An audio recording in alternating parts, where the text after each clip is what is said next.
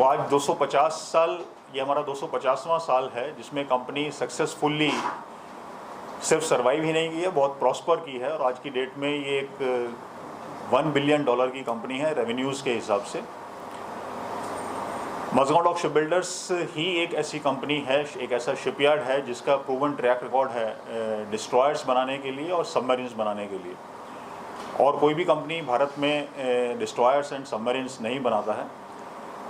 अगर recent years में देखें तो हमने 2017 से लेकर के 2022 के बीच में, जो कि एक पीरियड था जिसमें कोविड भी था, ऑक्सीजन की शॉर्टेज भी थी, ग्लोबली चिप शॉर्टेज भी थी, पर हमने एक के बाद एक 5 सबमरीन्स पनडुब्बियाँ इंडियन नेवी को सुपुर्द की हैं।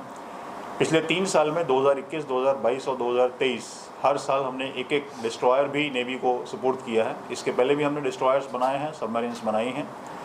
और डिस्ट्रॉयर्स किसी भी नेवी के सबसे अग्रणी प्लेटफॉर्म होते हैं जो कॉम्बैट वर्दी। तो जो हमने अभी लेटेस्ट डिस्ट्रॉयर डिलीवर किया है, जो कि 26 दिसंबर को नेवी ने कमीशन किया है, ऑनरेबल रक्षा मंत्री जी की प्रेजेंस में, और ऑनरेबल रक्षा मंत्री श्री राजनाथ सिंह जी और honourable chief minister of Maharashtra Shri Eknath Shinde ji इस फंक्शन में उपस्थित थे। इसी श्रृंखला को आगे बढ़ाते हुए और सेलिब्रेट करते हुए 250वें साल में हमको लगा कि पब्लिक के साथ में हेल्थ एंड फिटनेस का मैसेज शेयर करने के लिए एक रन ऑर्गेनाइज करने से ज़्यादा अच्छा इवेंट नहीं हो सकता।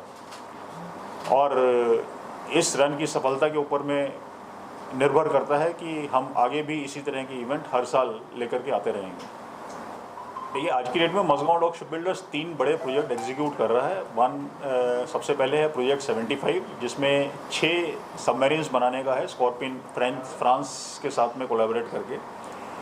5 पनडुब्बी हम ऑलरेडी डिलीवर कर चुके हैं और एक जो लास्ट है उसमें ऑलमोस्ट कंप्लीशन की तरफ है और जल्दी ही डिलीवर कर देंगे। इसमें फर्दर प्रोग्रेस में ये है कि इसी का 3 सबमरीन्स फॉलो ऑन के हिसाब से उसका डिस्कशन नेवी के साथ में चल रहा है, जिसके लिए MDL ने अपनी बिड सबमिट की है। और मुझे लगता है टेक्निकल डिस्कशंस के बाद में और प्राइस नेगोशिएशंस के बाद में ये ऑर्डर जल्दी ही फाइनलाइज हो जाएगा। जहाँ तक शिप्स का सवाल है, जहाज़ों का सवाल है, उसमें हम प्रोजेक्ट 15 ब्रावो एग्जीक्यूट कर रहे हैं, जो कि 4 नंबर डिस्ट्रॉयर्स का प्रोजेक्ट है, जिसमें से हमने 3 डिस्ट्रॉयर्स डिलीवर किए हैं 2021 में, 2022 में, 2023 में। और ख़ास बात यह है कि ये तीनों ही डिस्ट्रॉयर्स जो हमने नेवी को डिलीवर किए हैं, ये कॉन्ट्रेक्चुअल डिलीवरी पीरियड से पहले डिलीवर किए हैं। जो तीसरा जहाज़ है वो लगभग 5 महीना पहले हमने डिलीवर किया है। और इसी श्रृंखला में एक चौथा जहाज़ है जो हम 2024 में डिलीवर करने का प्लान करते हैं। इसके अलावा प्रोजेक्ट 17 अल्फ़ा के अंतर्गत हमारे पास में 4 फ्रिगेट्स हैं, जिसकी डिलीवरी 2024 से शुरू होगी और लगभग हर साल एक एक फ्रिगेट का डिलीवरी होगा। ये करंट प्रोजेक्ट्स की बात है। कुछ नए प्रोजेक्ट्स जिनकी चर्चा चल रही है, उसमें फ्रिगेट्स के हिसाब से 17 अल्फ़ा का फॉलो ऑन प्रोजेक्ट 17 ब्रावो का डिस्कशन चल रहा है। मुझे लगता है जल्दी फाइनलाइज होगा। और इसके अलावा नेक्स्ट जनरेशन डिस्ट्रॉयर्स का है। नेक्स्ट जनरेशन डिस्ट्रॉयर्स का भी रिक्वायरमेंट है इंडियन नेवी को। क्षमता के हिसाब से मज़गांव डॉक शिप बिल्डर सबसे कैपेबल शिपयार्ड है नेक्स्ट जनरेशन डिस्ट्रॉयर्स को बनाने के लिए। जब ये प्रपोजल फर्म अप होकर के आगे आएगा तब मालूम चलेगा कि वो नॉमिनेशन बेसिस पर है या कंपेटिटिव बेसिस पर है। तो कुछ समय लगेगा। जहाँ तक नेवी का रिक्वायरमेंट है, नेवी ने जो पब्लिकली साझा किया है उसमें 2035 तक नेवी का टारगेट है कि 175 जहाज़ अवेलेबल होने चाहिए। तो उसके हिसाब से नेवी की तरफ से भी काम चल रहा है और जो ऑर्डर्स हमको मिलेंगे उसमें मज़गांव डॉक शिप बिल्डर्स अपनी पूरी क्षमता से उनको फुलफिल करेगा। हाँ, 75I का भी एक प्रोजेक्ट है जो मैं जिक्र करना भूल गया। 75I में 6 सबमरीन्स हैं एयर इंडिपेंडेंट प्रोपल्शन सिस्टम के साथ में और लिथियम आयन बैटरीज के साथ में, जो कि सबमरीन्स को पानी की सतह के नीचे रहने के लिए ज़्यादा क्षमता प्रदान करता है। इसका टेंडर नेवी ने ऑलरेडी इशू किया था और उसके अगेंस्ट में मज़गांव डॉक शिप बिल्डर्स ने अपना बिड सबमिट किया है 1 अगस्त को। और इसमें क्योंकि ये कम्पिटिटिव बिडिंग है, इसमें L&T ने भी अपना टेंडर सबमिट किया है। हमारी इन्फॉर्मेशन के हिसाब से फ़िलहाल टेक्निकल इवैल्यूएशन चल रही है दोनों ही बिड्स की। और टेक्निकल इवैल्यूएशन के बाद में जो भी वेंडर, अगर दोनों वेंडर क्वालिफाई करते हैं दोनों वेंडर, अगर एक क्वालिफाई करता है तो एक वेंडर, उनका प्राइस खोला जाएगा और नेगोशिएशंस वगैरह होंगी। तो कुछ समय लगेगा इसका इवैल्यूएशन में और ऑर्डर फाइनलाइज करने में। ये 6 सबमरीन का प्रोजेक्ट है। सर, रक्षा क्षेत्र में खास करके नौसेना को आत्मनिर्भर बनाने में काफ़ी बड़ा योगदान एमडीएल का रहा है। तो अभी हम कितने % तक पहुँचे हैं, क्योंकि धीरे धीरे हम अपना बढ़ा तो कब तक हम 100% पहुँच जाएंगे? उसमें क्या क्या स्वदेशी ही इस्तेमाल होता है, उससे अधिक नहीं? कि जहाँ तक इक्विपमेंट्स का सवाल है, इक्विपमेंट्स में शिप बिल्डिंग में लगभग 73% इंडिजनाइजेशन हमारा अचीव हो जाएगा जब तक हम ये प्रोजेक्ट 17 अल्फा कंप्लीट करेंगे। आज की डेट में जो डिस्ट्रॉयर हमने डिलीवर किया उसमें इंडिजनाइजेशन कंटेंट लगभग 72% है, और बाकी जो आइटम्स हैं उनके ऊपर में भी इंडिजनाइजेशन को लेकर के काफ़ी थ्रस्ट है, काफ़ी एक्टिविटीज़ चल रही हैं और कोशिश है।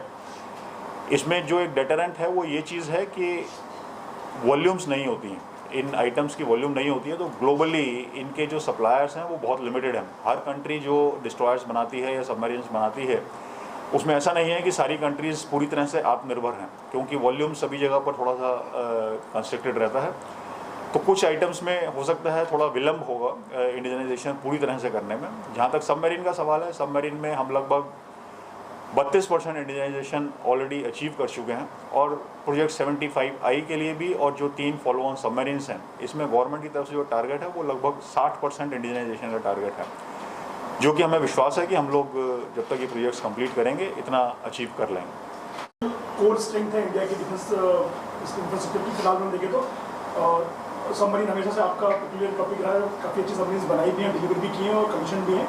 लेकिन अब हमने सुना है कि टूरिज्म में भी सबमरीन का यूज़ करने के लिए गुजरात गवर्नमेंट से एक MOU साइन हुआ है एमडीएल का। उससे थोड़ी सी जानकारी दें कि द्वारका और बेट द्वारका के बीच में चलने वाले उस सबमरीन को लेकर क्या MOU हुआ है और किस तरीके से चीज़ें आगे बढ़ेंगी, इसमें थोड़ा बता पाएँ तो। इसमें MOU जो हुआ है, MOU में ये है कि गुजरात गवर्नमेंट ने इंटरेस्ट शो किया है MDL के साथ में कोलैबोरेट करके, जिसमें MDL उनको सबमरीन्स देगा, पर ये अभी MOU स्टेज पर है। तो जब तक हमको उनकी तरफ से, गुजरात गवर्नमेंट की तरफ से कोई इन प्रिंसिपल अप्रूवल या ऑर्डर नहीं मिलता है, तब तक इस दिशा में हमारी तरफ से मूवमेंट थोड़ा सा मुश्किल रहेगा। पर जो भी रिक्वायरमेंट होगा उसमें MDL सक्षम है उस रिक्वायरमेंट को मीट आउट करने के लिए, एंड जैसे जब ऑर्डर प्लेस होगा हम लोग उसके हिसाब से डिलीवर करेंगे। सर, MOU में जो बातें हैं क्या क्या कही गई? MOU का स्ट्रक्चर किस तरह से और किन चीज़ों की डिमांड या एक्सपेक्टेशन रखी है? गवर्नमेंट की तरफ से जो MOU का जो रिक्वायरमेंट है वो टूरिस्ट पर्पसेस के लिए है, लगभग 100 मीटर्स की डेप्थ तक जाने के लिए, और इसमें जो उनके जो प्लान्स रहेंगे वो कहाँ पे इसको यूज़ करेंगे, कहाँ पे डिप्लॉय करेंगे, वो गुजरात गवर्नमेंट का लुकआउट है, उसमें हमारी तरफ से कोई कमेंट करना ठीक नहीं रहेगा। लेकिन सर उसमें स्पेस कुछ बदलाव भी करने पड़ेंगे जो दूसरे सबमरीन है। अभी वो चीज़ें फाइनलाइज नहीं हुई हैं। अभी जो स्ट्रक्चर है उसमें सिर्फ इतना ही है कि स्टेटमेंट ऑफ इंटेंशन है कि वो चाहते हैं कि इस टाइप का सबमरीन बनाने के लिए MDL के साथ में मिल करके। तो जब ये रिक्वायरमेंट्स जैसे जैसे फाइनलाइज होंगे एक क्लैरिटी आएगी। रेड सी से लेकर अरेबियन सी में सिचुएशन है, तो आप लोगों का भी कुछ ऐसा प्रेशर या कोई सी इंटरनल ऐसी बातचीत चल रही है कि जो भी प्रोजेक्ट्स है थोड़ा जल्दी डिलीवर करने की कोशिश करें? हालांकि जो इम्फाल का आप लोगों ने जो समय सीमा थी उसके पहले डिलीवर किया, लेकिन बाकी के जो प्रोजेक्ट्स हैं वो समय से पहले डिलीवर करें। इस स्टेज पर कोई बातचीत ऐसी कोई चर्चा? इसमें बिना बातचीत के भी ये हमेशा एक रिक्वायरमेंट है कि जो भी प्रोजेक्ट है वो जितना जल्दी से जल्दी डिलीवर किया जा सके, जितना जल्दी से जल्दी उसकी स्पेसिफिकेशन फाइनलाइज की जा सकें, तो वो एक एंडेवर हमेशा ही रहता है। और हमने तीनों ही डिस्ट्रॉयर्स जो हैं समय से पहले डिलीवर किए हैं, और सबमरीन्स में भी अगर आप देखेंगे 5 साल में 5 सबमरीन जो हमने डिलीवर करी हैं, वो मुझे लगता है कि अपने आप में एक ग्लोबल रिकॉर्ड है। तो MDL की तरफ से हर तरह से कोशिश है कि जो भी प्रोजेक्ट हम एग्जीक्यूट कर रहे हैं उसको समयबद्ध तरीके से करना तो एक बात है, समय से पहले करना ये हमेशा ही एक एंडेवर रहता है, कंटिन्यूस। जैसा कि आपने बताया 250 साल पूरे हो रहे हैं, उस संदर्भ में आप एक दौड़ रख रहे हैं मैराथन। यही क्यों आपने चुनाई हुए, जबकि जो इतना आपका ऐतिहासिक प्रगति क्षेत्र है, इतना आपने काम किया है, उस तरह का कुछ एग्जीबिशन या उस तरह कुछ चीज़ें रख सकते थे आपने मैराथन को? भैया हमने एग्जीबिशन भी ऑर्गेनाइज़ की हैं। हमने 250 वर्ष सेलिब्रेट करने के लिए MDL का स्टैम्प भी, कमेमोरेटिव स्टैम्प भी इशू किया है। जहाँ तक रन का सवाल है, रन में हमको लगता है कि ये एक ऐसी एक्टिविटी है जिसमें हर शख्स पार्टिसिपेट कर सकता है। इसमें किसी तरह की आपको कोई इन्वेस्टमेंट नहीं चाहिए, ज़्यादा प्रैक्टिस भी नहीं चाहिए। आपकी हर कैटेगरी के रनर्स, हर कैटेगरी के शख्स इसमें पार्टिसिपेट कर सकते हैं। जो कि आपके रेगुलर रनर हैं उनके लिए ये एक अपॉर्चुनिटी है। अगर मैं इस पर्टिकुलर रन की बात करूं तो अगर जो रेगुलर रनर्स हैं उनके लिए ये एक अपॉर्चुनिटी है अपना पर्सनल बेस्ट रजिस्टर करने का, क्योंकि ये एक बहुत ही फ्लैट सरफेस है, लीनियर सरफेस है। जो इसमें सर्टिफिकेट इशू होगा वो 18 महीने के लिए वैलिड है। आपका किसी भी हाफ मैराथन में पार्टिसिपेट करने के लिए आपके पास में एक टाइमिंग सर्टिफिकेट मिलता है। जो कुछ ऐसे रनर्स हैं जो कि पहले रन करते थे, अभी किसी कारणवश छोड़ चुके हैं, तो मुझे लगता है कि ये एक अपॉर्चुनिटी है उनके लिए दोबारा से अपने गोल्डन टाइम को रिविजिट करने के लिए। जो ओकेशनल रनर्स हैं उनके लिए भी मुझे लगता है कि ये एक अपॉर्चुनिटी है जिसमें they can start taking the running more seriously. अगर आप मुझसे पर्सनली बात करेंगे तो मुझे लगता है कि जब आप रन करते हैं तो आपका सारा फोकस उसी एक्टिविटी के ऊपर में आ जाता है और सारा ध्यान जो है वो अपनी बॉडी और रन के ऊपर में होता है। अगर मैं अतिशयोक्ति ना हो तो मुझे लगता है कि ये मेडिटेशन के जैसे है। और जो कभी भी रन नहीं किए हैं उसके लिए भी हमने इसमें एक फैमिली रन पार्टिसिपेट करने के लिए रखा है 3 किलोमीटर का, कि आप सभी एक नेशनल प्राइड के हिसाब से उसमें पार्टिसिपेट कीजिए। अगर आप पार्टिसिपेट करते हैं, आपके साथ में अगर हंड्रेड्स ऑफ रनर सेलिब्रेट कर रहे हैं, साथ में भाग रहे हैं, तो जो उसका एटमॉस्फेयर है उसको एंजॉय करने का, तो एक पब्लिक से जुड़ने का बिना किसी ज़्यादा इन्वेस्टमेंट के, बिना किसी ज़्यादा प्रैक्टिस के, हमको लगा कि ये एक इवेंट है। और बॉम्बे में मैंने देखा है कि बॉम्बे की पब्लिक में रन एक काफ़ी पॉपुलर स्पोर्ट है। तो लोगों को अपने स्वास्थ्य के प्रति जागरूक करने का हमको लगा कि एक बहुत अच्छा इवेंट है, एक बहुत अच्छा मौका है। इसके लिए हम ये रन सामने लेकर के आए हैं।